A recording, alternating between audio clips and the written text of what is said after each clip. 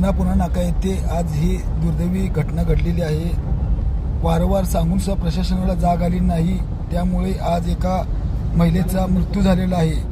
त्याची सखोल चौकशी करून मृताच्या नातेवाईकाला 10 लाख रुपये व त्याचबरोबर ज्याच्यामध्ये जे दोषी आहेत आयुक्त, उपायुक्त किंवा संबंधित अधिकारी त्यांच्यावर 302 मनुष्यवधाचा गुन्हा दाखल करण्यात यावा। कारण की गेल्या अनेक दिवसापासून हा प्रश्न आहे। किती तर लोकांच्या घरात पाणी घुसलं होतं, पण वारंवार सांगून जरी काम पूर्ण नाही झालं आणि अशी दुर्घटना घडते तर संबंधित आयुक्त मॅडमवर 302चा गुन्हा दाखल करण्यात यावा ही मी विनंती करतो प्रभाग क्रमांक 7च्या वतीने।